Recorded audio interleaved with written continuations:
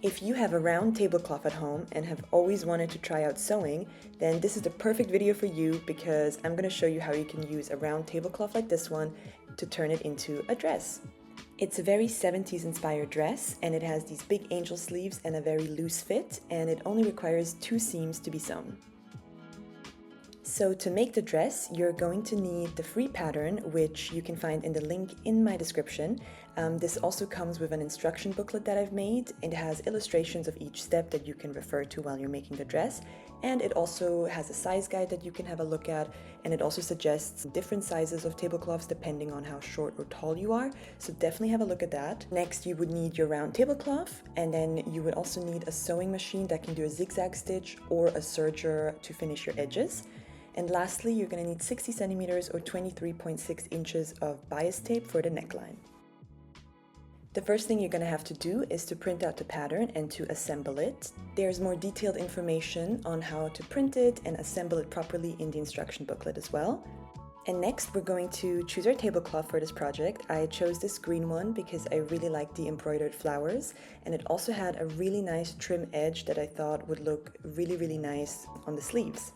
After ironing out any creases in your tablecloth, it's time to fold it in half.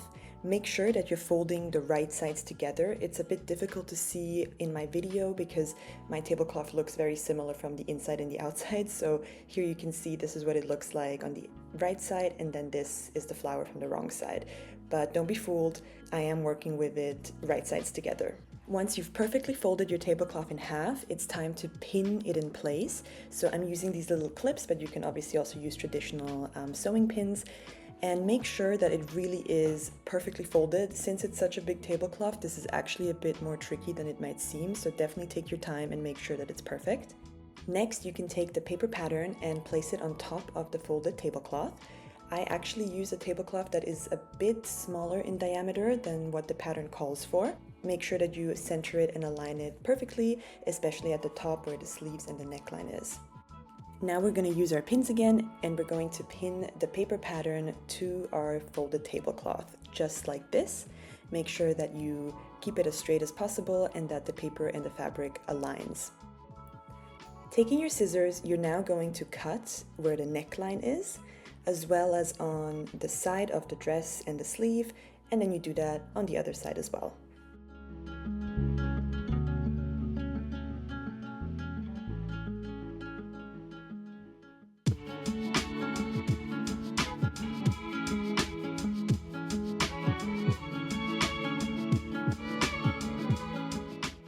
Grabbing your pins again, we're now going to pin the sides of the dress and the sleeves where we just cut. This way, both of the layers of the fabric can stay in place. Now you're going to take this to your sewing machine and we're going to sew along where we just pinned. I just used a normal straight stitch to do this, and a 1 centimeter seam allowance.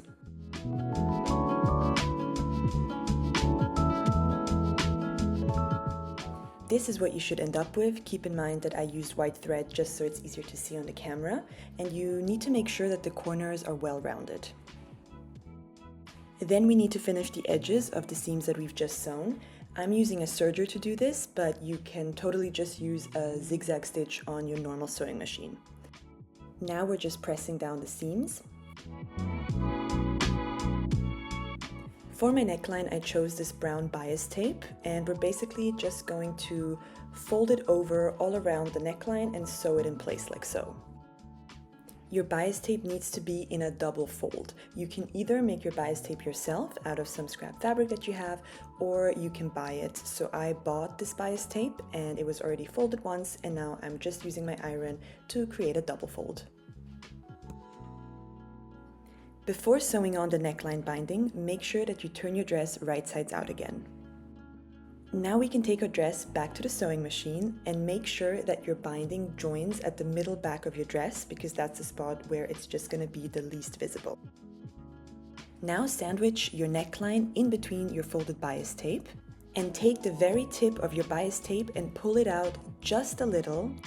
This is just going to make it easier later when we are joining the ends of the bias binding together.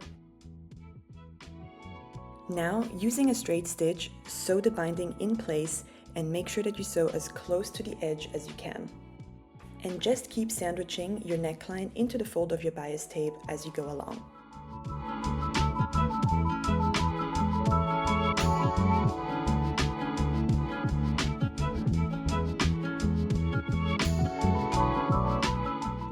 Once you get close to the two ends of your neckline binding meeting, we're going to actually cut the little piece of bias binding that we pulled out at the beginning so that it'll make it easier to fold over the remainder of the bias tape.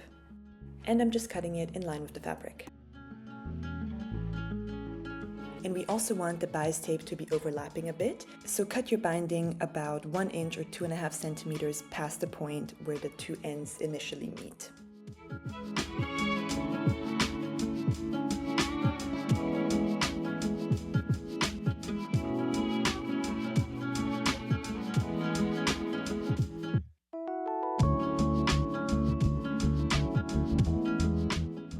And the final step of this project is going to be to finish the edge of our bias binding, and to do that you're going to fold it over just like you see in the video and try to pinch the center of your bias tape inwards a little, just so that we can make sure that the ends aren't poking out from the side.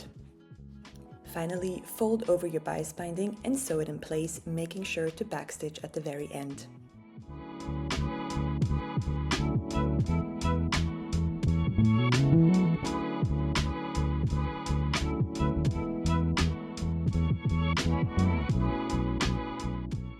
And that's already it. You are done and have successfully turned this round tablecloth into a dress.